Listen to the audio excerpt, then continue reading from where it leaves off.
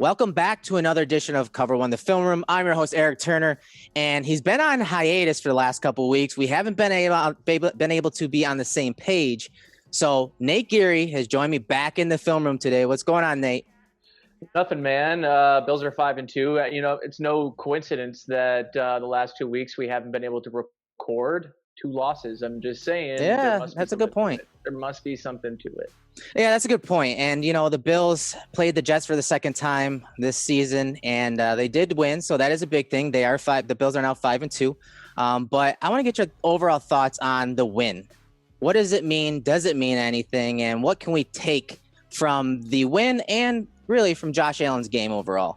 So wins always mean something. It's not the preseason. So there's always, it's at the end of the year. If you have 10 or 11 wins and you win the division, they're not going to ask and nitpick your wins, and they don't count for less. So the Jets was a win. I think all of us were sort of looking for the get right game for everyone, the offense, the defense, and special teams after the last 2 performances, in particular the special teams too. And we saw Andre Roberts have a good turnaround game, a couple of good returns, and obviously the one to start the second half that really, I think, started the avalanche that was the momentum that had clearly shifted to the Bills on that final drive of the first half. But all in all, it's really hard to sort of evaluate this game, right? I mean, from a competition level perspective, the New York Jets aren't a team that, are really going to have any Pro Bowl players. And if they have anyone that's close to a Pro Bowl player, they're likely on the trading block. So, at the end of the day, they are the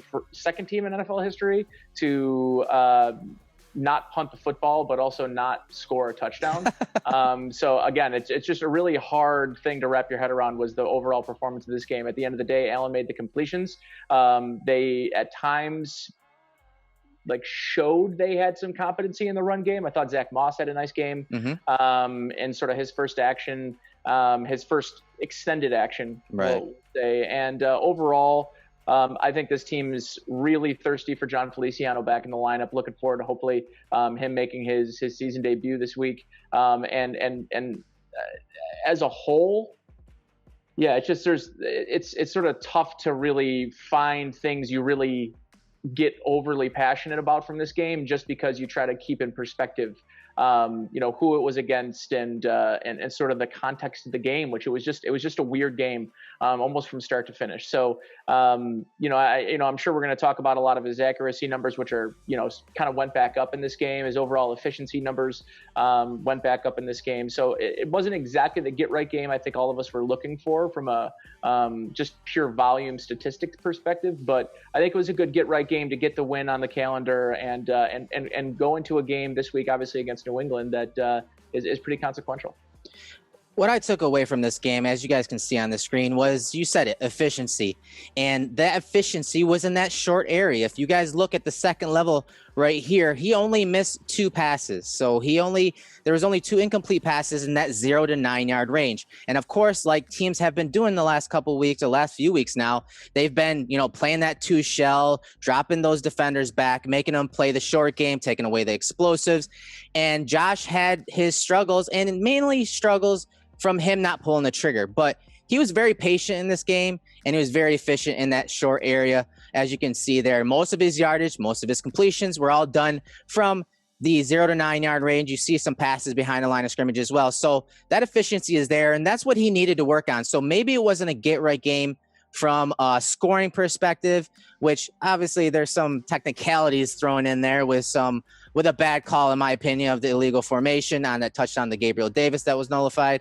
Tyler Kroft getting bit by the turf monster, obviously. Daniel Jones bug. Yeah. So, I mean, but you can't cling to those things. So if they scored those 2 touchdowns, I think we'd be, humming a different tune here. But either way, I wanted to see him complete those short passes. I wanted to see him, restrict himself and limit himself by taking those, deep shots that weren't really there. Now, he did miss a couple deep shots. We're going to take a look at some of that film. But if you look in the short area, again, he was efficient. He had 48 dropbacks. He completed 30 balls. That's 69.8% completion percentage for 307 yards. And I thought he just played an all right game. I don't think it was anything super special. I think he just took the underneath stuff. Obviously, that's why Cole Beasley balled out. So I think, an 80% adjusted completion percentage, that's what you want when teams are giving you that underneath stuff, because eventually you're going to start chewing up yards like this, 300 yards here, 400 yards there, and they're going to have to change their tune on defense. They're going to have to change their strategy, and then that's when the big plays will open back up. So, and the other thing, you mentioned Feliciano, Johnny Brown too. Once John Brown comes back healthy, he's obviously, and you're going to see some of the film, that if John Brown was in Gabriel Davis's place, the one-on-ones that John Brown gets, he's going to be making a difference. So if we can get him back healthy, I think the offense will also be playing on a different level, and they will, these defenses will not be able to just drop two back deep and play that two shell. And again, you mentioned Moss. I think it'll open up things in that department too with the run game. So, I mean, what else did you see from Josh Allen in this game? How he handled the pressure. You see, he was under pressure 20 times out of 48 dropbacks. What were your thoughts on how he handled the pressure? And, did you think that he had the proper answers when that pressure was brought? Yeah, I mean, listen, we know Greg Williams' defense. We know Greg Williams, he's going to bring the blitz. He's going to pressure quarterbacks, and that's exactly what he did. And it's nothing that, I think surprised Brian Dable or Josh Allen in this football game. And, I think your point about the zone coverage, it's almost like we're beating a dead horse. It feels like everyone's sort of talking about this two shell look that defenses are throwing at the Bills as some sort of excuse. And I think it's definitely sort of, for sure. I mean, it's taken a couple of weeks here. At the end of the day, they haven't changed anything schematically. They haven't changed anything mechanically. Josh isn't resorting back to, old habits. He's not really playing hero ball per se. I think really what it comes down to is teams are banking on Josh Allen not having the patience to take those dink and dunk plays. Yes. And to your point, the more the Bills have success, and listen, if they're going to be void a efficient run game, a really good remedy for that is a short passing game. And you have one of the best short and slot receivers, the short intermediate route runner in anyways, in terms of Cole Beasley in the league. I mean, the guy gets open like, you and I don't know, like the guy just, he does things that the team really needs now to try to overcome what defenses are doing. So I think at the end of the day, once teams realize the Bills are willing to, and I don't want to call it checking down because it's not checking down. And I think I saw some, maybe it was, I was doing some fantasy football research or something talking about Cole Beasley and how, he's been the benefit of a lot of checkdowns. And I don't think that's accurate. I think really what it comes down to is it's the short passing game. And it's not a check down. It's just, it's designed over the middle matchups against linebackers and slot corners. And right now, Cole Beasley is winning those battles. So for me, they just need to remain patient, continue to have trust in the scheme and trust in the coordinator. And Allen haven't trust in what he sees. And I love Dan Orlovsky's point. I think it was before last week's game. Dan Orlovsky was talking about Josh Allen about, understanding what he sees pre-snap and understanding that now that the league is quote unquote trying to figure him out, they're trying to give him a pre-snap look and then change post-snap just to try to keep things, just to kind of get Allen off of his rhythm. And I think for the most part, that is what has happened. He's just been thrown off his rhythm a tad. I think that there's capability. This is a good opportunity this week against the Patriots to get right and sort of get this offense moving in full swing. But they're close. They really are. They're not far off, and I think the numbers bear that out. Now, I'm glad you mentioned, the offense and Brian Dable and how defenses are, switching things up. That's the one thing, like last year when teams started playing press man and Josh couldn't hit those passes in those tight windows. He couldn't, hit a ball deep down the field. Teams were just replicating that game plan. And you know what? Every week, Josh was struggling with it. This year is a little different. Initially, defenses started off with that approach. Let's play man. And then they quickly figured out over the first 3 or 4 games, hey, no, that's not going to work. Now we got to switch it up. Titans throw a new blueprint out there, all zone, playing a ton of zone. Chiefs, they change it up. They don't do the same thing. So one highlight that I've liked so far about Josh Allen and the Bills offense is that, you're not seeing the same game plan on the defensive side of the ball. And that screams progress. And that screams that the offense, the staff, Brian Daboll and his staff, and Josh Allen are coming up with ways to beat and force these defenses to change their game plan every week, because they are finding answers. And one thing that, you kind of touched upon this week, the answer that Brian Daboll gave Cole Beasley, Josh Allen, and the Bills offense is, what defenses are doing now when the Bills are in that, because they're a spread team now. I was surprised they ran an I formation last game with that, Gilliam in the backfield. That was I formation, but it was still with no tight end up front. It was still a 5-man surface. So they're a spread team, and running out of the spread is a little different. I think they're still adjusting to that. But what teams are doing is they're blitzing that slot defender. So it may be a light box, it may be a 6-man box, but they're bringing that slot defender late in the numbers count. And so that guy's coming free, because those guards that are pulling, those tight ends that are coming from the backside on those counter trays and power runs, they're not going to get out in spacing and cut this, slot defender. So they're inserting that 7th defender. And that's what, defenses do against spread run teams. And so what Daboll did is they ran RPOs. They ran power and inside zone RPOs paired with bubble screens to Cole Beasley and Stephon Diggs. And those are the answers that Josh needs. And, Josh was completing them at a high rate. And as you said, it ties in, because even though they're struggling to run the ball volume wise, they are using those screens. They're using those short passes to Beasley, Diggs in the slot as an extension of their run game. And you're going to see some of those plays here. And if you haven't yet, get to cover1.net, because I did a piece on it yesterday of how Brian Daboll is combating that slot blitz, that 7th defender being inserted, and how he is he's running the ball with those QB draws and some of those draws to Singletary and Moss with, against that 2 shell look that McDermott and this entire staff said, hey, I have to do better. So without further ado, man, that was a great introduction to this game. And again, we're back in it, and now we're just going to jump back into the film. All right, Nate, first play that we're going to break down is first quarter. It's a 1st and 10 situation, 8:05 into the game. There's 2 things I really liked about this play. It's, the effect that Stephon Diggs has from the slot position on that deep over route, and then just a pocket movement by Josh Allen on this play. So Josh is going to hit Cole Beasley on the top of the screen, and this is just their weak side option. And all that is you're going to have Beasley to the top running either a curl route, an out route, or a crossing route.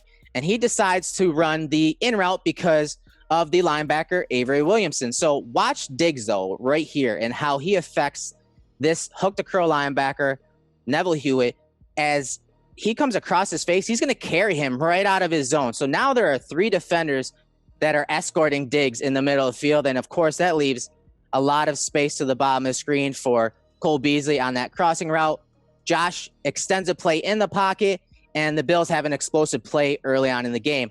But I just love Josh Allen's pocket presence on this play. On the snap, watch Ike Bacher, the left guard. He gets toasted inside on this little stunt game right here.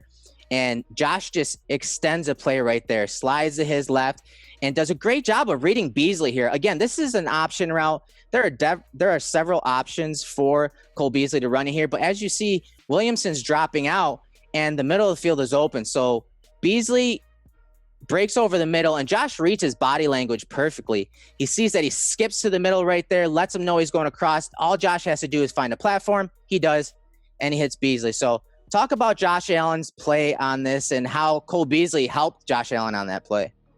Yeah, great conflict created over the middle of the field here on that linebacker. And, I think the types of issues we saw in this game, communication-wise, just is from a struggling Jets defense. And I think you could take a lot from what you saw, the struggles that the Jets had in this game, and you can kind of see why everyone across the league is struggling to play defense. These types of plays where you're expecting your linebacker to maintain his zone, and he leaves the zone, and it opens up an entire part of the field for Cole Beasley to navigate. But yeah, it's a great job by Josh Allen inside the pocket, moving up, keeping his eyes downfield. I think he probably knew where he wanted to go. He just needed to find a platform to do it, and he I mean, that's an easy throw. That's just dink and dunk and let Cole Beasley do the rest in the zone. So this is a really good opportunity for the Bills. If they're not going to maintain their zone integrity, you have to force defenses because, when you play some of these better teams and you play Pittsburgh, who's a really good defense, they're not going to give you a ton of opportunities. They're not going to make mistakes like this.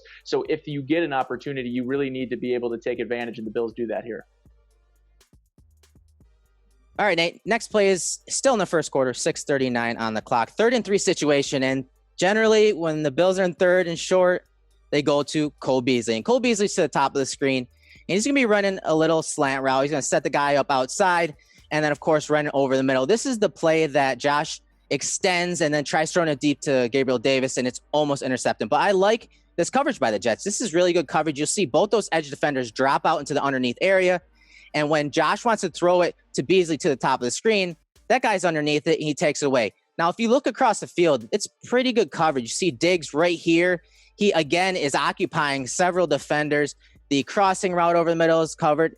And you look at the bottom, Gabriel Davis. I mean, if that's John Brown, that's a good matchup for the Bills against most teams in the NFL. So, again, I think getting Brown back will be nice. But so Josh doesn't throw it here. He extends the play, gets outside of the pocket, and looks to throw deep to Gabriel Davis. And maybe if he throws it to the back of the end zone, maybe he has a shot, but the ball wasn't too accurate and it's almost intercepted. What are your thoughts on this play, Nate, from Josh Allen? Do you like him not taking those chances underneath, or do you think he should have, tried to fit this in underneath?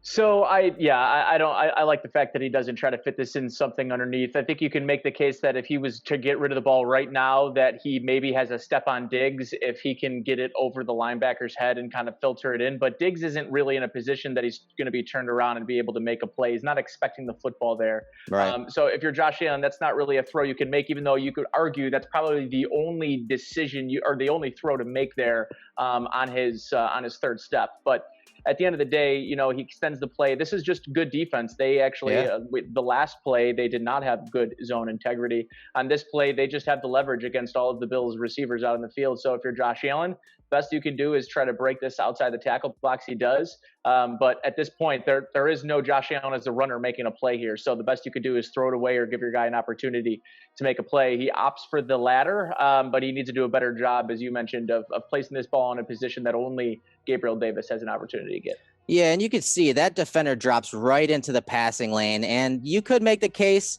that he could rifle it in there. I think if anyone can do that, it's Josh, but he's very patient in this game. That's one thing you're going to keep hearing me say. He was patient here.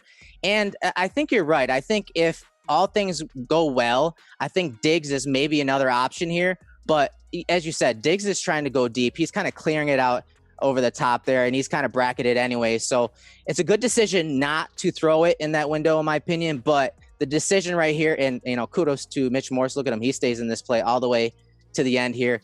Gives Josh another shot down the field as Josh, resets right there. But I don't like this throw to Davis. It's too risky, and he didn't need to do it this early in the game. So it was one of those early mistakes that, he was kind of bailed out. That's an interceptable pass. But you know what? The Jets don't, and that's why the Jets are who they are. All right, Nate, we're in the second quarter, 14:06 on the clock. 2nd and 10 situation. Bills send out a 2x2 set. We're in 10 personnel. And I thought the Jets did a really good job of mixing the coverages up. They played not necessarily man to zone because it was heavy zone. I think there was only 7 dropbacks or 7 passes where Josh faced man coverage, but split field coverages. So to the top, you're going to see straight man coverage. To the bottom, you're going to see them pattern match.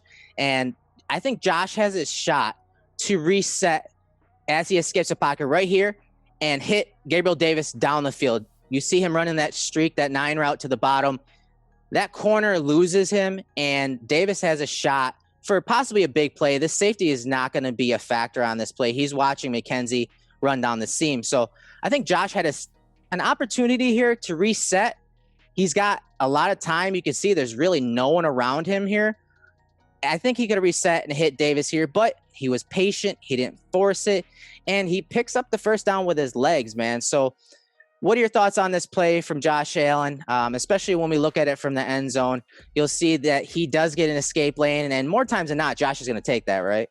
Yeah, but it does feel like a missed opportunity. It does feel like it's a missed 6 points on this play. And when, what I was just talking about on the previous, or I should say on the first play, when the defense, makes a communication or a coverage mistake. And on this play, it's not necessarily a mistake as much as this is what happens when Josh Allen can extend plays against zone coverage, is eventually you got guys that run out of the zone. And for me, right there, if I'm Josh Allen, I'm stopping, I'm patting the ball, and I'm going to let him run 10 more yards. And then I'm going to make it a 60, 65 yard in the air throw, let him run under it and let him walk in for 6 points. And, I think right here, he's looking at McKenzie.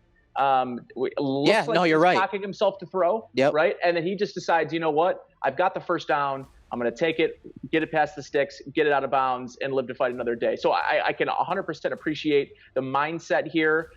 You talked about, too, the way that he went into this game and how he ultimately sort of approached the game from a aggressiveness standpoint. He really just took what the defense gave him, and on this play, you want to see him maybe make the play. And I think even in his heart of hearts, he wants to. But I think he just does a good job of getting the first down and sort of living to see another day. Yeah, again, he got a free running lane there. And, he juked Williamson there. And I was surprised when I watched this live that he turned the corner. Look at the moves by Allen here. Look at the little juke. He gets the corner there for the first down. So you can't really complain on that. But, again, it's one of those opportunities that even Josh Allen talked about in his press conference after the game that, he did miss this. I think this was an opportunity, but it's early in the game. Don't press it. I know they were, they fell behind in that first half, but maybe something goes wrong on this. You don't know, but either way, picks up the first down. All right, Nate, next play is second quarter, 12:56 on the clock, 2nd and 10 situation, and the Bills are knocking on the red zone right now, and they send out a split backfield set. And I love how Josh Allen uses that pump fake, uses that, commencement of his delivery to really set up this hook to curl defender as the Jets drop out into almost like a split field coverage, a cover 2 type look, but to the bottom they're running Palms coverage. It's pattern matching. That corner is eyeing the number 2, which is the running back out of the backfield. If that guy runs a short route, corner is going to jump it, and the safety is going to go work over the top and basically take the number 1 receiver. Very similar to Dane Jackson's interception, same coverage, 2 blue coverage for the interception that he had. So to the top of the screen, it's a little difference, more of a zone look, more of a Tampa 2 type look. You'll see the linebacker right here drop to that middle zone like it's normally Tampa 2. But watch Cole Beasley right here. You see his eyes right on this defender right here. He holds him, but then watch Josh Allen's pump fake and how he starts to throw here and what it does to that defender closest to Cole Beasley. Watch what it does as soon as he takes his hand off the ball right there. You see that guy jump the route here. And as that guy jumps the route, now Gilliam is slow rolling into this zone right here. And that's who Josh hits down the seam right there. It's just a nice play by Brian Dable. It's one that they ran later in the game with success as they hit Cole Beasley later in the game. And it's just one of those answers that Dable gave him. Hey, if you're going to drop into that Tampa 2 and you're going to only have two defenders in the middle of the field here because this guy's getting depth, well, guess what? We're going to throw it to Gilliam up the seam here. We're going to assault that hook the curl defender, that wall defender, and the Bills get a first down. I love this play call. What's your thoughts on this, Nate? Yeah, I love the play design, love the execution, and you're right. It's just the little things that can hold a linebacker, especially ones in these types of zones where eventually if you're going to drop that middle linebacker back, and he damn near turns around and runs away from Josh Allen, and if you're going to have that situation where the middle linebacker is 20, 30 yards off the ball, that means you've got some numbers underneath, so use it to your advantage. And I love how they slow play it too, and Gilliam isn't running out there full speed. He's allowing the play to develop and allowing the zone to open up perfectly. Yes. And Josh Allen hits him. Does a nice job of being able to turn upfield and get some positive yards. But this is a great play design. And this is something, that if you put on film, you can have another action off of this. Right. And you could run a double move with Gilliam and you can do some other things. So, I from the play design perspective, that's the really nice and smart play call for this defense. But that is small. You don't see it from as well from the broadcast angle, but you can see just that little motion is just enough to hold that linebacker for the 1 second or the step off that Gilliam needs to sort of occupy the zone. Yeah, it's something we've talked about a bunch, and it really works to Allen's credit here. All right, Nate. So you're going to see Beasley motion here, and it doesn't really uncover anything as the Bills are in a 3-by-1 set on this play. And you're going to see Josh hit Diggs on the bottom of the screen. But let's set this play up because I think Josh sees the pressure that comes off the top edge from the slot there, but I don't think he really knows what coverage they are dropping into. So he escapes the play, he extends the play, and hits Diggs to the bottom on Diggs' stop route. And we'll get to that because it's a sick route. This is a 3rd and 7 situation, so this is a big play here. So Josh knows something is brewing. He doesn't know, though, if it's man or zone. You see the safety right here, outside leverage of this slot cornerback. That cornerback splitting the difference between these two slot receivers. It's a muddied look, and you can see the safety over here. He starts stemming to the middle of the field, so it's a very odd look from the defense, and that's because they're sending a blitz from that slot defender. They're having a linebacker drop out into that hook to curl area. And Josh sees that blitz coming. Moss sees the blitz coming. He gets out there and helps pick it up. But the crossing route by McKenzie is taken away by the underneath defender right here. And then the linebacker that was dropping out. And I think Josh really, and the play design really was meant to go to Beasley right here. But again, I think Josh isn't sure of the coverage. So he, rather than, press it here, he moves on in his progression, and with a little pressure coming up the middle, he just extends it just a little bit, and then watch Diggs to the bottom of the screen. Watch him and his nuance on just a simple stop route. So a little throttle right there sets a guy up like a break is coming. That guy gets flat-footed, so then he extends outside and winds that stem, and then just watch stop, and the ball is on him. I mean, first down for the Bills. So talk about the play design, how Josh really had an idea something was up. He just wasn't too particular or specific on what was coming. And, I mean, knowing where his outlet was, hey, if those routes over the middle, those short routes on 3rd and 7 aren't there, I have my number 1 wide receiver, Stephon Diggs, on a nasty stop route. Yeah, that route is a thing of beauty at the bottom of the screen as the play plays out. It's just, what I love about Diggs in this play is he makes himself big, creates a nice, big, wide open target for Josh Allen to hit with a lot of water, with a lot of mud in his face. And I just, it's a great play from Stephon Diggs, and that's what you get Stephon Diggs for right there, to make big plays on 3rd and long situations. But from Allen, I think if he trusts and has a little bit better feel of what the defense is throwing at him in terms of coverage, that maybe he throws right into that blitz. And I think you'd probably like to see him throw right into that blitz. Typically, especially if you have a defensive back blitzing, you tend to have a void, and you want to throw to replace that blitzing defensive back. And, in this case, I think Josh doesn't get a good look, and if he sees a throwing lane to Cole Beasley, I think he pulls the trigger. But he really, frankly, doesn't ever look left, right, and I think he sort of makes his decision that he's going to wait for Cole Beasley to come across. Then he sees that defensive end that dropped back out of the blitz on the backside. So once he realizes that isn't open, it's almost too late to go back to Cole Beasley. Right. So for him, it's okay. Extend the play. Wait till Beasley wait till Diggs gets open on the front side. And he does that and delivers a nice ball here. Just extends it just enough for, obviously with Ike Bottker getting beat at the point of attack again. But once Ike gets beat here, Allen's able to extend the play, move it outside the pocket, and deliver a really nice accurate throw before the pass rush can get to him. Yeah, and, again, we're Monday morning quarterbacking this, but there's a good chance that Josh also thinks that the linebacker, Avery Williamson right here, maybe he's going to continue out into that seam area. I mean, there's a good chance he may think that as well, which he probably should, because unless this is some type of pattern match. Really. You should have the confidence that this dropping defensive end should fill the zone that you're leaving, which he's supposed to do on that play. But you're right. I mean, he probably should try to occupy that Beasley zone, but he doesn't. And to your point, it's a Monday, like you said, it's Monday morning QB. Everybody, we can determine, where he should have gone with this on the play. But at the end of the day, it's a nice positive play. He does a nice job, I think, again, of extending the play. And, he gets a nice pocket here right up until the end when he gets guys right in his face. But he does a nice job delivering an accurate ball. But to your point, the defense really wasn't very disciplined in this zone blitz either. So maybe if you get a more true look, Allen gets a better idea. But you make a good point. They do a good job disguising the coverage, but post snap, it's kind of an undisciplined mess. So I think that also muddies the read for Josh Allen a little bit too.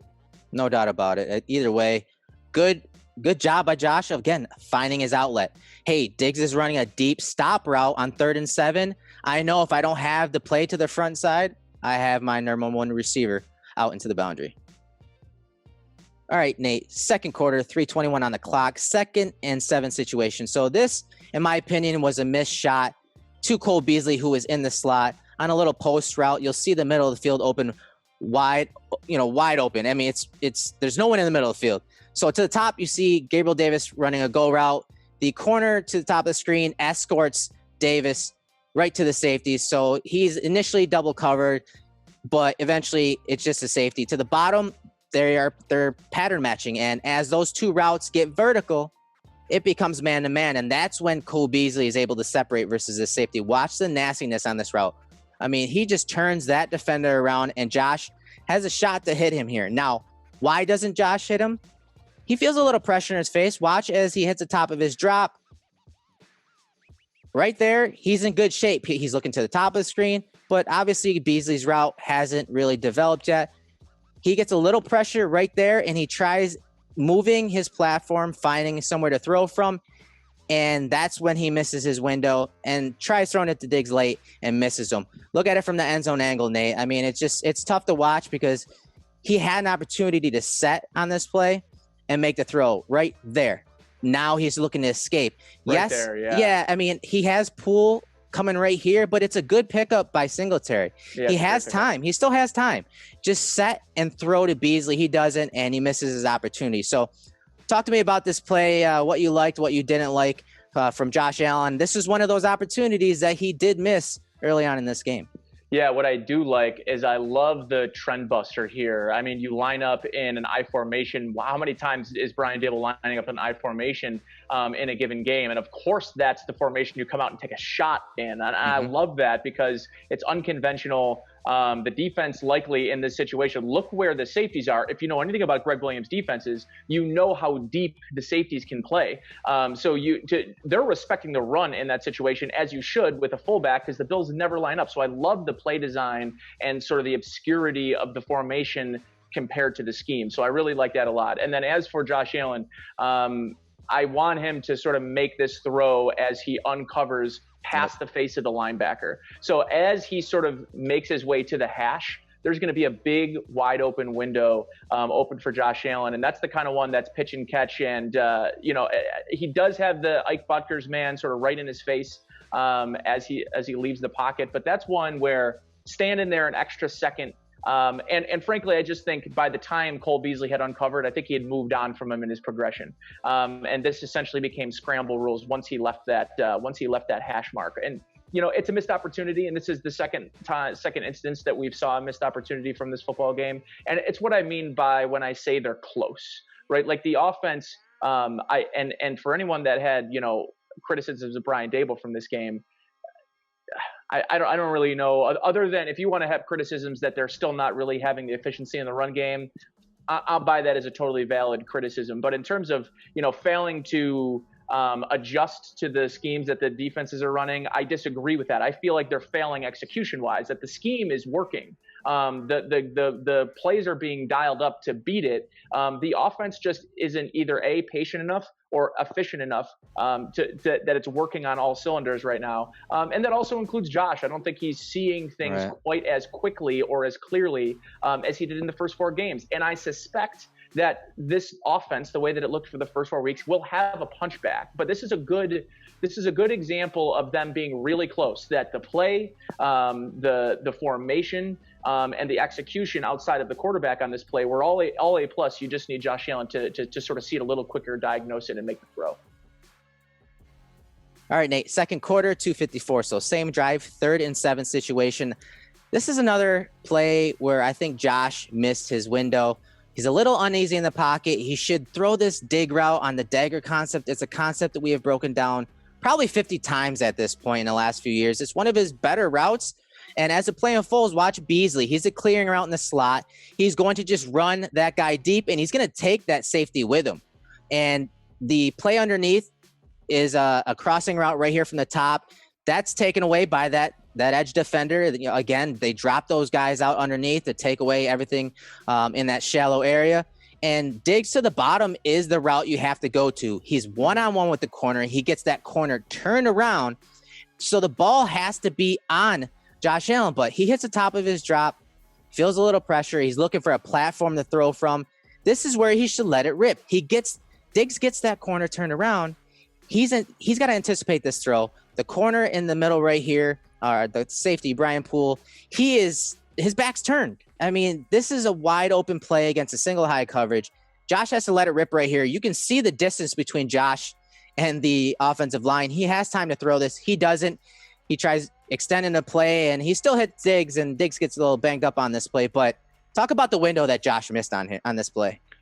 Yeah, with that bracket coverage, you've got to be able to diagnose this as the play's happening, and you have to understand the matchup that you're going after. If you look pre-snap, if you look to your left, if you know Tyler Kroft staying in, you have a 1-on-3 to the top of your screen right now. You've got 3 guys to Gabriel Davis, and you've got a 2-on-3 on the play side here. So for me, what I'm doing is I'm determining, okay, first and foremost, what is that slot corner, 34, Poole? What's he doing? Well, he turns to run with Cole Beasley. That means my eyes are then going to that safety. And once I notice the leverage of that safety move upfield, that means that the number to hash area should be wide open, and it is. Now, of course, he's going to have to put a little bit of touch on this ball because you've got the linebacker occupying the zone exactly in the middle of Allen and Diggs on this play. But I think for me, the part in the area that he misses is that the timing of this throw, it needs to be on that third and that hitch step. Get the ball out, lead him, throw with a little anticipation, but not into Poole.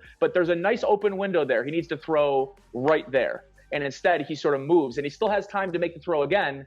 And he pauses, he delays, he waits for him to uncover in the third window. And by then, it becomes too cluttered, and you have to make a perfect play instead of the easy one. So, this is a good example of maybe trying to do too much on a play. Right. It's third down, get the first down. You've got a route that's going to the sticks, that's run well, that is going to beat the look the defense is showing on this. You just have to sort of let this one rip. So this is a miss, again, from Josh Allen, and one that I think, I'm sure when they went back and watched this on film, you're saying, Allen's got to sort of let it rip right there. And frankly, there was 2 times I think he should have probably let that go. If he read this properly, and he read the leverage of the safety, the ball should have been out before Diggs made the turn on the dig. So it's something to think about in terms of the timing and some of the nuance of that play.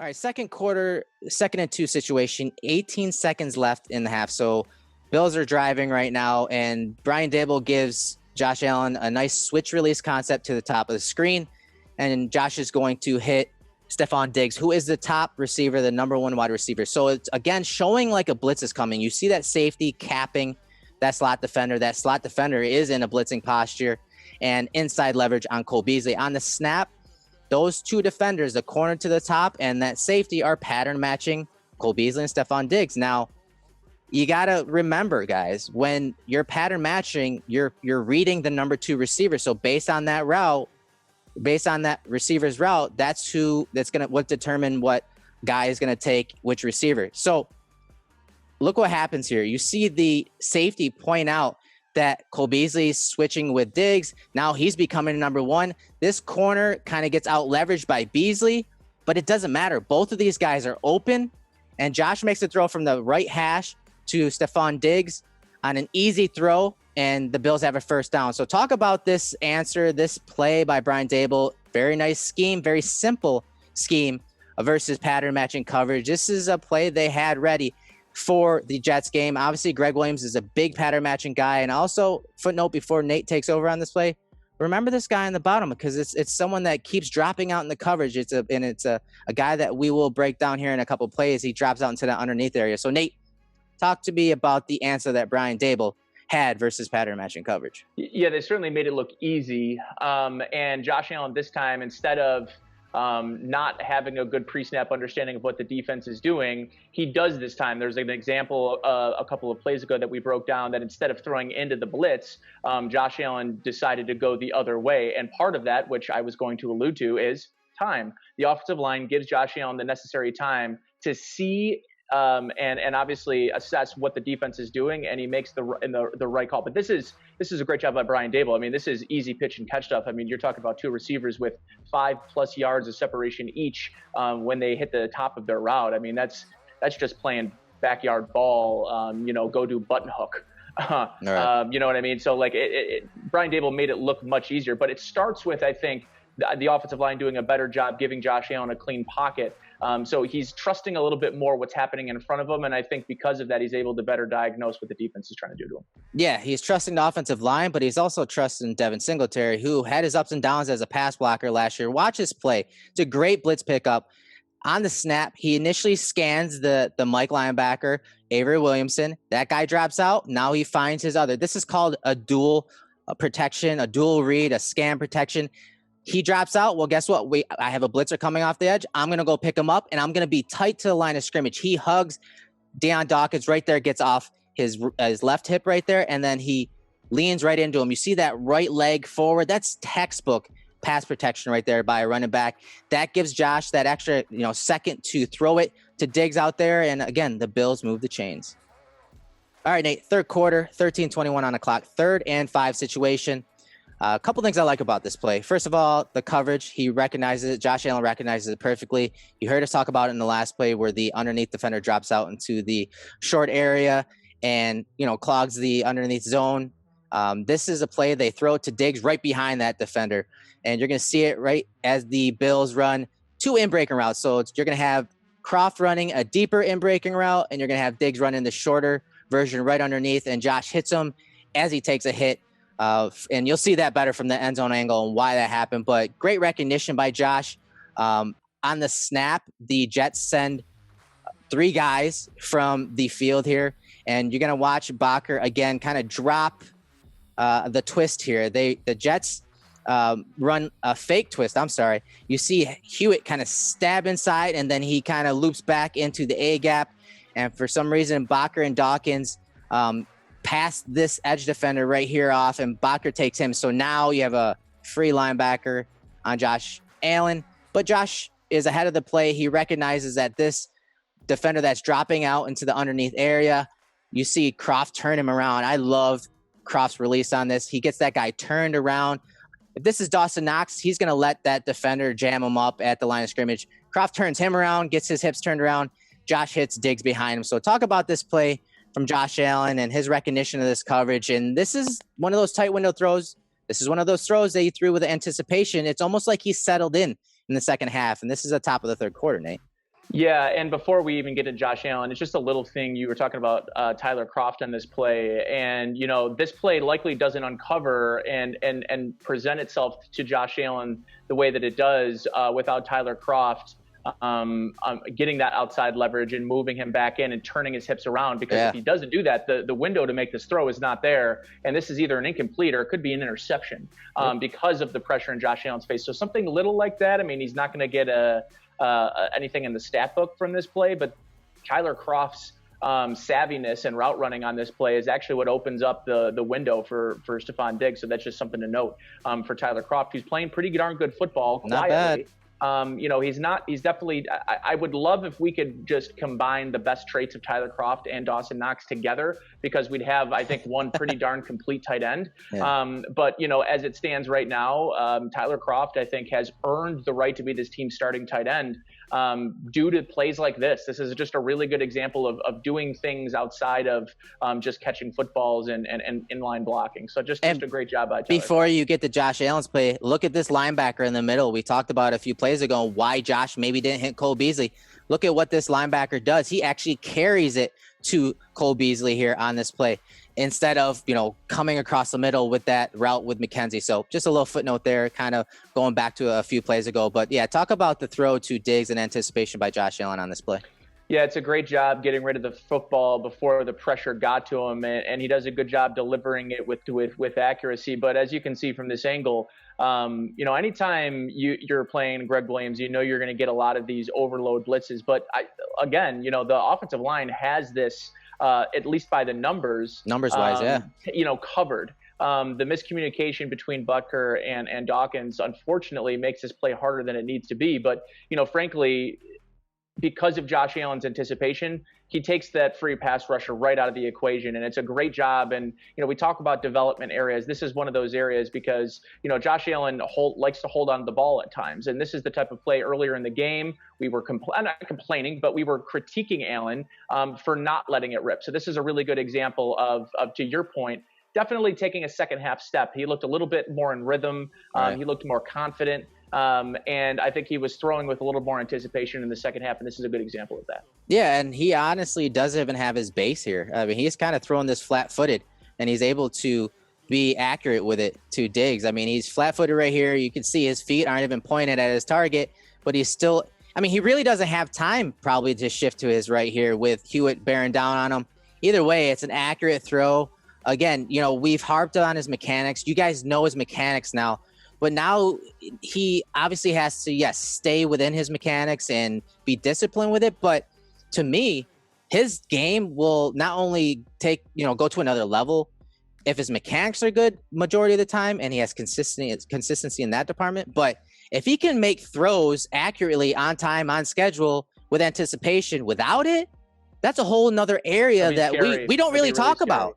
I mean, we don't really talk about that all that often. And it's something that we touched upon with the Raiders game because he was making some dime throws without it. But this is one he didn't have his feet. He didn't have his mechanics, and he still completed it on time. And you see what happens. And, look at Kroft. He runs that great release, and then he turns into a blocker and allows Diggs to turn upfield. So, again, savviness, veteran presence by Tyler Kroft, and he's playing some pretty good ball for the Bills. All right, third quarter, 6:56 on the clock, 1st and 10 situation, and you see Brian Poole in the slot again. He is going to blitz. The Bills went into halftime and said, if they're going to blitz Brian Poole that often, we're going to start pulling out some of our answers. Brian Dable gives Josh Allen the opportunity, the option to run an RPO. So this is a run pass option. You're going to see a counter trade called with backside guard and the tight end pulling from the backside. And Josh Allen, as the ball snapped, he is going to just be reading that slot defender. Brian Poole blitzes. Well, guess what? Now we have leverage out wide because that safety has to come from depth. And we have a bubble screen paired with that counter tray run. All Josh has to do is complete the ball and give it to him, give Beasley the ball with good placement. And he does. He did all day. All day on these short passes. And that's an extension of the run game, right, Nate?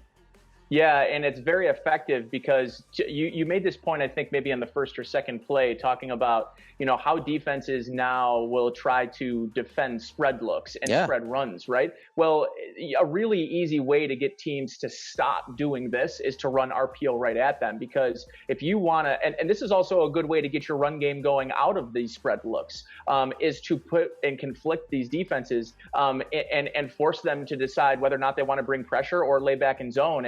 And you really are pinning their disciplines against them on this play. And what I love about the throw from Josh Allen is it's on time, it's on target, and he did it all day. And all those screen situations, this is not an easy throw. Look at the distance too. Right, he's not set. I mean, that's a 25-yard throw across his body without any leverage on the money. So it's a great job getting the ball out to and a great job blocking out there too. Is that Gabe Davis, which is not a surprise to me. Just another little play that the rookie makes on this play, understanding that he's got to get Wipes him out. Get his hands on that defender, but give Cole Beasley an opportunity to make a play, and he does that. But yeah, the play design here is great because it's a great counter to what this defense tried throwing at the Bills all day long. And for the Bills, this is their run game, and if this is what their run game is going to sort of look like moving forward, brother, I mean, I'm here to tell you, this is the kind of stuff that I want to see this run game evolve to. If they're going to be a team that struggles and they don't, because right now they just don't have that They don't have that heavy hitter. They don't have Travis Etienne. They don't have a guy that can go and be a one-play drive type of guy and one play and gone. They've got slower running backs. So if you are going to exist and try to make plays, this is how you can do it. Get out to the edge. If your running backs can't get there, then force your sort of extension of that running game, these RPOs, to get there. And Nate, talk about, hey, we're in the third quarter, man. We're in the third quarter. And all those haters that are saying, yeah, they have struggled. There's no doubt about it. But as you guys can see, you've seen us break down several plays with this blitz coming off the edge with Brian Poole blitzing. Now the Bills come out of the half on their first drive. What do they run? They run these plays, and they ran it the rest of the second half. They ran it twice on the final drive. It was their adjustment. It was their answer. So they went into half and made adjustments. This stuff happens. You just have to look closely. Yeah, you just got to look closely. These little things happen. And this was an extension of the run game because they, I think it was Josh Allen who said in his presser after the game, well, we committed to pass. We had, he dropped back 48 times because they respected the Jets run game or run defense. And I know Steve McClendon's gone. He was kind of their heart and soul on that defensive line, but you saw Quinnen Williams blow up several run plays. So if the Jets were going to give him this and insert that seventh defender into the box post snap, this was their answer and it worked. It was not stopped once. All right, third quarter, 6:25 on the clock, 2nd and 4 situation, and pre-snap, the Jets, again, they muddy up their coverage. You see that safety deep. He's sitting center field, but they're showing two safeties back there. What coverage are they playing? We don't know yet. To the bottom, you see almost like a man look to the top. He's in off coverage. I mean, it's a 2x2 set, but I like what Josh does on this play because, a lot of fans believe, Nate, that quarterbacks are making full field reads all the time, consistently, when really there's probably only like 3, 4, 5 that can do it consistently, but even they aren't asked to do it all that often. And Josh, he goes through a full field progression here, and that's because he was kind of fooled. As I said, the coverage was kind of muddied. So this is the Jets dropping into what looks like to be a cover 3 cloud or inverted cover 2 look, and Josh is looking to the top of the screen. So his eyes, based on the pre-snap look, the pre-snap picture, took him to the top of the screen on that high-low with Kroft going to the flats and then Gabriel Davis running the out route. But as the ball snapped, the picture changes. Josh sees Poole flashing out to the flats there. So now he's thinking, okay, if that guy's going to the flats, that's not the rolled side of the coverage. It's not really a cover 2 look.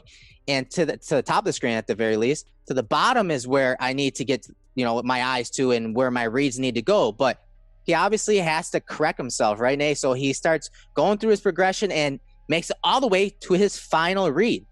He makes it all the way to Cole Beasley on the bottom of the screen as the Bills kind of flood and attack that corner, Austin, in the bottom of the screen. And just a great read and throw by Josh Allen, Nate. I know you love this play.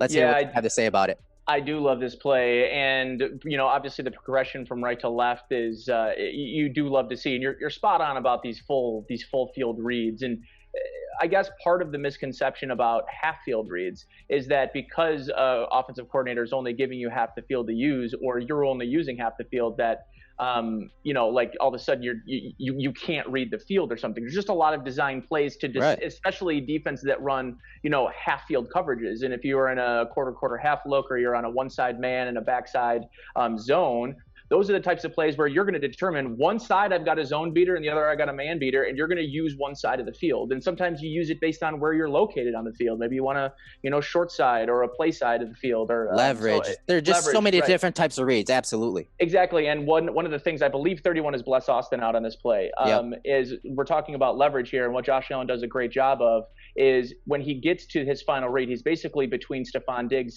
and Cole Beasley. Yes. What he's forcing the defender to do here is the defender in his mind probably thinks he's won, because he's kind of slow playing both guys. He's in a position to play both guys. Decent spacing, Right. And I mean, in terms of technique, that's pretty solid from Bless Austin on this play. But he uses where his hips are against him. And he knows that if he gets the ball to Cole Beasley at the sideline, there's really no way that Bless Austin's going to be able to get his two hips turned back around. He's in a position to make an interception if he goes or it's going to be a 50-50 ball if he throws this to Stephon Diggs. If he throws this low and away with accuracy, he knows there's no way, based on the hip leverage of Bless Austin on this play, that he can come and make that play. So 2nd down and short, get to to the sticks.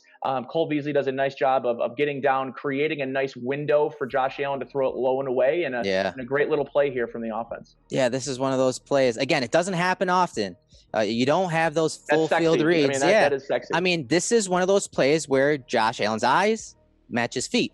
He looked to the wrong side read-wise. The picture changed post-snap, so he's got to correct himself, and he does it smoothly. Look, those eyes, decent blocking on this play. I'll note that.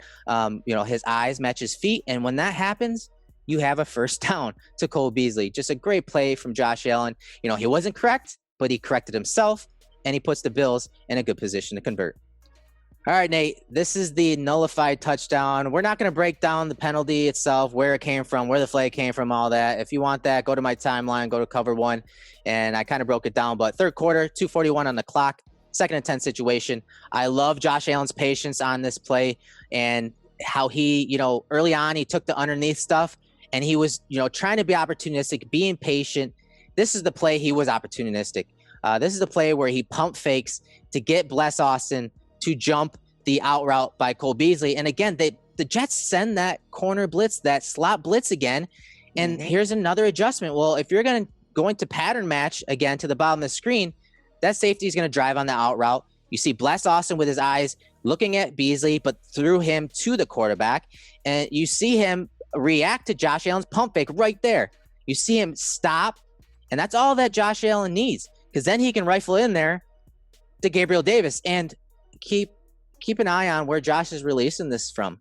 He's pretty much right at the 30-yard line, right hash to Gabriel Davis. And I'm not even sure Gabriel Davis thinks that Josh is going to throw this. He kind of throttled down as soon as Austin right there kind of hesitates. But I thought this was a great play. I was just upset that it was nullified. Nate, talk about Josh Allen's pump fake again. I know we talk about it a lot, but this play resembled one that he struggled with in college, especially when he played elite competition. I remember him throwing this a couple times with the pump fake against Iowa and nearly getting picked off. But it's something that he uses a lot. And when you have a big arm like that, you can make these kind of throws, right? Yeah, and Bless Austin on this play wants to and thinks he's about to get a pick six, right? So what Josh Allen understands is, based on the coverage the defense is running, that cornerback is going to be looking you dead in the eyes. So Josh Allen does a great job of not only getting that pump fake, but moving his entire body. He looks like he's throwing the ball to Cole Beasley here on an anticipatory out route. And Bless Austin's thinking, in his case, I got him, right? So Josh Allen, and the great thing about Josh Allen on this play is, if Bless Austin doesn't bite, Josh Allen is in a position to reload and still get the ball out to Cole Beasley with enough time that he hits the sideline. So he's in a win-win scenario here. And, 2 years, rookie year Josh Allen, I think we were kind of talking about before the play. Yeah. Rookie year Josh Allen doesn't, I don't think, have quite the patience to let that play out, but use that pump fake as a real weapon and an anticipation weapon. And just like, listen, hey, you're going to face better corners than Bless Austin more than likely, but you're also going to face corners that try to do the same thing, that are going to attempt to think that they're reading the play and reading you as Josh Allen. And as long as you can use that pump fake to manipulate that, you're going to create a lot of openings in the pass game. And this is just another really good example of that. It's almost as good as a double move. It's money in the bank. I just wish it counted, because the Bills really needed these points for their offense. Ticky-tack. All right, Nate, fourth quarter, 14-14 on the clock, 1st and 10 situation. This is the deep throw to Tyler Kroft to the top of the screen. And I love Josh Allen's patience on this play. He lets the play unfold, and he makes a throw when really the pocket is kind of closing in on him, and he does it really with just all arms. So let's take a look at this play. I'll let it roll, and the Jets drop out into an inverted cover 2 look. So you're going to see the safety right here drop into the middle hole, and teams are starting to do that more to help defeat those deep crossing routes that the Bills love to run here. Well, the Bills have Stephon Diggs in the slot in this against this coverage, and what he does here is pull basically 3 defenders on this play. He takes the linebacker, he takes the safety over the top, and he takes that safety that dropped into the middle area. So you see they have him bracketed on this play here, and that opens up Tyler Kroft to the top of the screen, because that corner has to worry about that short route underneath from the running back there. There's 3 eligibles. That guy's coming out into the backfield. He has to squat on that. And that eventually opens up that little out and up route by Kroft. It's a really nice anticipation throw by Josh Allen. You can see him starting his delivery before Kroft even got past that corner, and makes a really good throw under duress. And unfortunately, Tyler Kroft trips there, and the touchdown is not there. So Nate, talk about this play. I'll get to the end zone angle and Josh's throw there, but talk about the scheme here. I mean, this was another great play dialed up for Josh Allen, an opportunistic play down the field that, again, was just a tad off. As you said, you said it a couple of times, man. They're this close. And they're this close to being that prolific offense again that we saw the first month. So talk about that, what your thoughts are.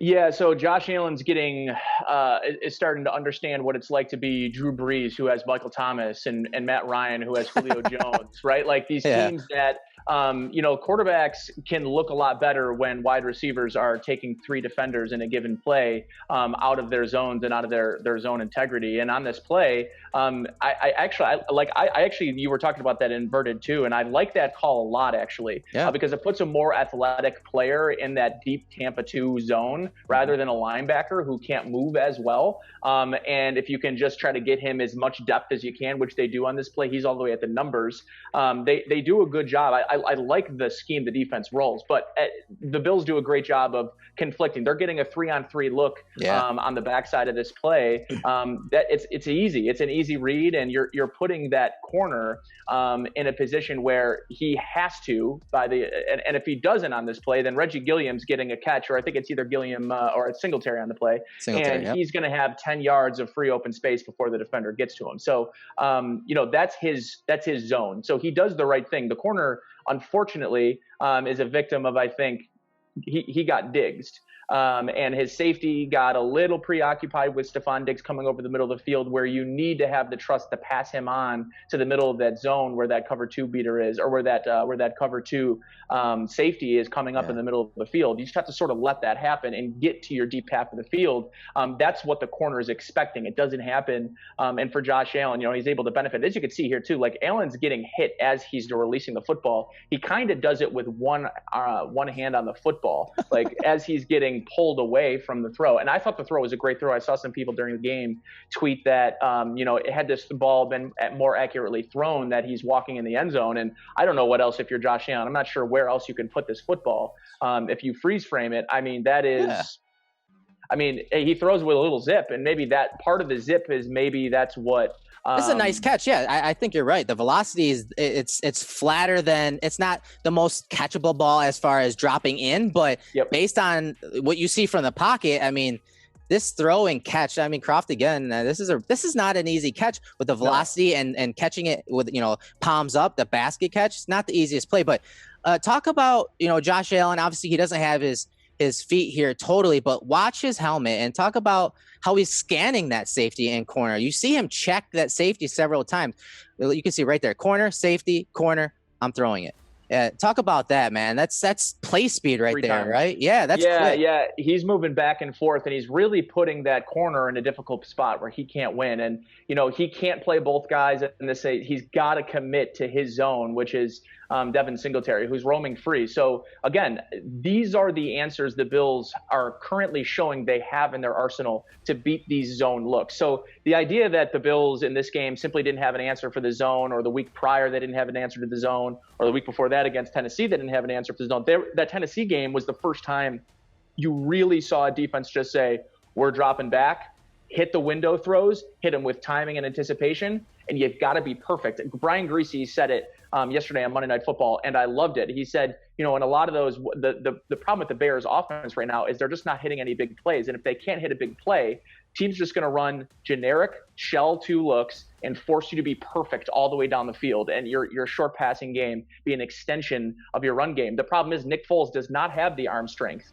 that Josh Allen has and the ability to hit those windows. So Josh just needs to stay patient. And when you go down and Andre Roberts flips the ball up into the lonely hands of a defender, and the opposition after 2 minutes into the game is sitting on the doorstep to score, that patience kind of can get thrown out the window. And I think that was the domino or the snowball effect happened in that Titans game. I don't think, to be honest with you, that I thought Josh Allen played overly bad in that game. I just think that he had to stop being patient. That the offense needed to score points and score points quickly, and you can't do that by dinking and dunking it down the field. But, I think the patience paid off this week against the Jets. They just need to be more efficient inside the red zone. And historically, Erik, this is a team and this is a quarterback we know are one of the most lethal offenses when they get inside the red zone. They went 0 for 6, 0 for 5 on Sunday, which absolutely crushed their average for the season. They were top 10 in red zone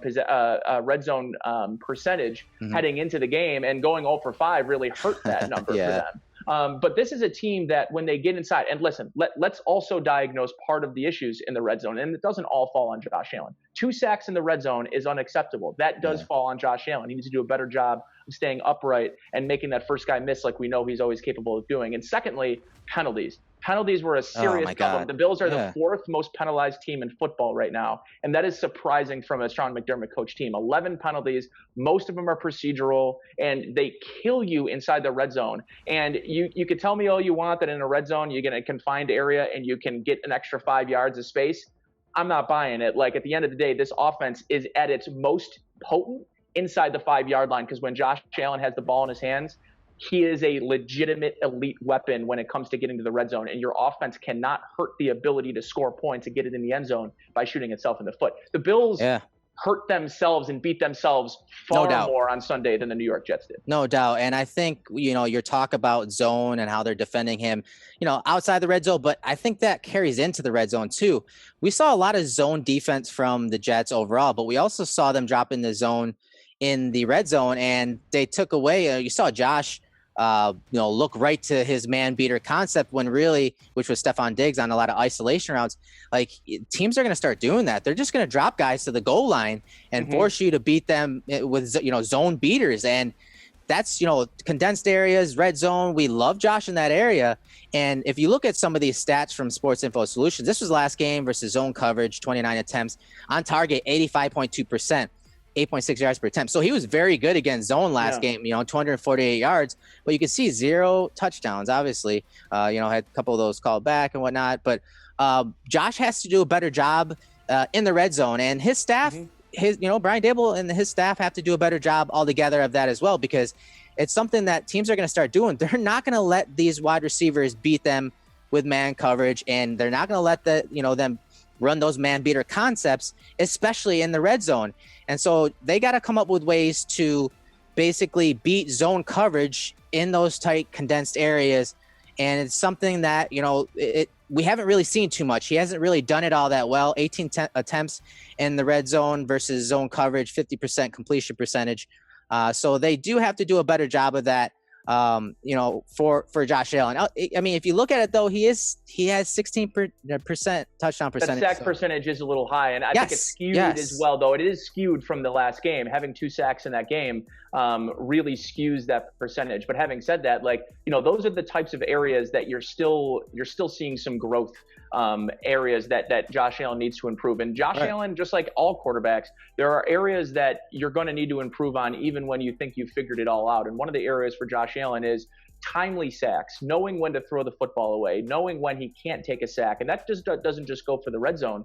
That goes in untimely situations on 3rd down where you can't afford a sack that kicks yourself out of field goal range. Right. Those are the types of mental mistakes that Josh Allen needs to kind of continue cleaning up as he moves forward. But this is a team that I am not worried. And, I was on the morning show this morning talking with Jeremy about this. I'm less worried about the offense from a scheme and an execution standpoint than maybe a lot of us were after those last 2 games. They're not scoring the same amount of points, right? They've got 4 touchdowns in their last 3 games, and they averaged 4 touchdowns a game in their first 4 games. So they're still figuring things out. But Erik, I mean, this opportunity this week against the Patriots, this reminds me of my old defensive coordinator in high school, Coach Myslinski. Very rah-rah guy, very fiery guy. But he used to say when we'd go up against an opponent who there was blood in the water. And this is the opportunity. This is officially the kind of game that we turn the page in the New England Patriots.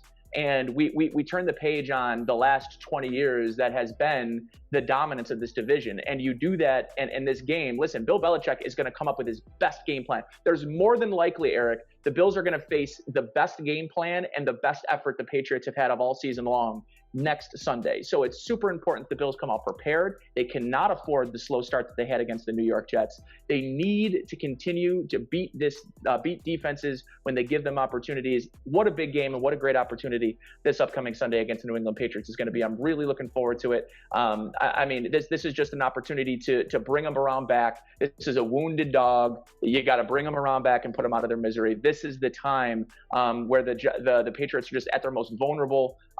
This is a tipping point for the franchise this season, and I think I would love to be the team that punches their ticket. Yeah, I mean, I hate to put a little more emphasis on one game than the other, but this is big brother versus little brother.